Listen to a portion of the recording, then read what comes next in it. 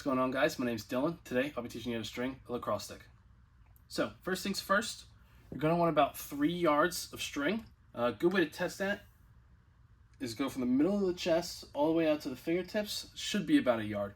You won't need exactly a yard, probably use a little bit less, but it always helps to have a little bit extra. So first thing we're going to want to do is we're going to burn the ends of this.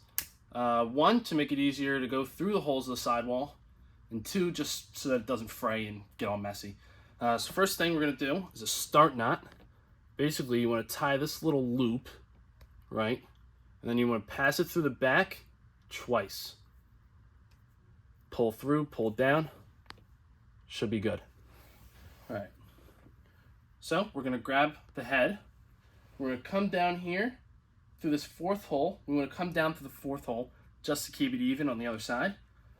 So we're going to come through the sidewall, through the face of the mesh, back through the sidewall, and back up through the mesh again. Now we're going to do that one more time. We want this to be as tight as possible. Poke that through. Sometimes if you don't burn the end of the string enough, it is a little bit tough to pass through, but you always get it. So, should look a little bit something like that once you pass it through the mesh once again. So, some different kinds of knots we're going to look at today. I will be doing a SI and interlocks down the side of the sidewall. There are more types of knots, like 1 knots, 2 knots.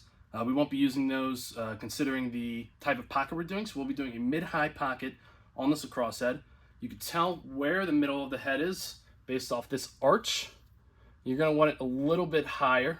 This is a defensive head, so the higher pocket is going to allow you to scoop the ball and get it out fast so that you can have a fast break on the other end and hopefully score some goals.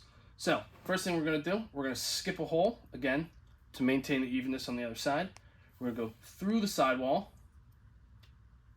up through the face of the mesh, and then down through the back loop that we created. Now, when you're pulling this, you're going to want to pull the slack from the inside. You want to put your thumb there to keep some tension, and then you just want to pull down. So we're going to do it 2 more times. Same thing, skip a hole, through the face, sometimes gets caught, down through the back. Pull slack, put your thumb there, stability, pull it out. All right, we're going to do it 1 more time, skip a hole, up through the face of the mesh,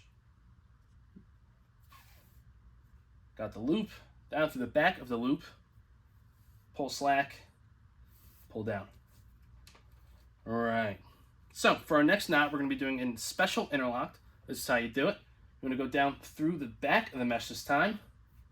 You're going to go through the sidewall from the outside, and underneath the string, you want to come up, pull it down. You want to go up, down. Just like that. And we're going to do that just down the sideline. So we're going to do that 1 more time. We're going to go down to the top of the mesh, through the side, up through the mesh once again. Good tips just to pull the top of this, just pinch the middle of the mesh. We're going to go back up, back down. Should look a little something like that.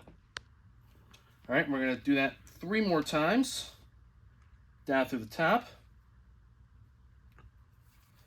out through the side, and then back up through the same hole under the string.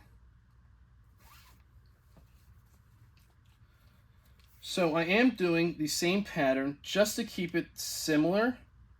You want the same so that you can have some consistency just when you're going through and passing. You want that ball to come out as consistently as possible. So to end this off, we're going to skip 2, and we're skipping 2 to keep the pocket high. So we're going to come down through the back of the mesh. We're going to come down through this bottom sidewall hole. Through there. We're going to wrap around the head 1 more time through the same sidewall hole. Poke that through.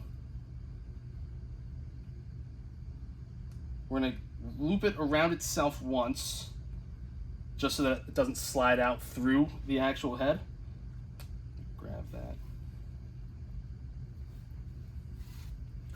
We're gonna pull it tight, and you can really do any knot you want. I like to do just a simple fisherman's knot. Wrap it around on itself, one time through, pull down. Should look a little something like that. After that, you can cut your strings. You can burn your ends. And just like that, you have yourself a lacrosse head. Anybody have any questions?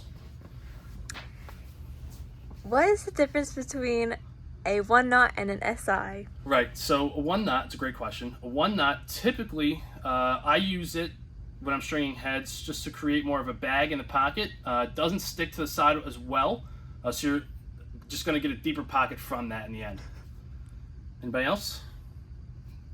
Why is it important to keep tension towards the top of the head? Right, absolutely. So as we see in these, they're tight. They're as tight as they can be.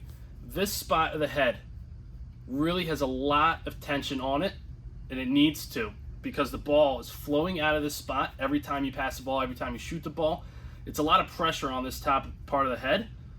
So basically the tension is to maintain the stability of the mesh and maintain just the overall pocket depth and size. Thank you.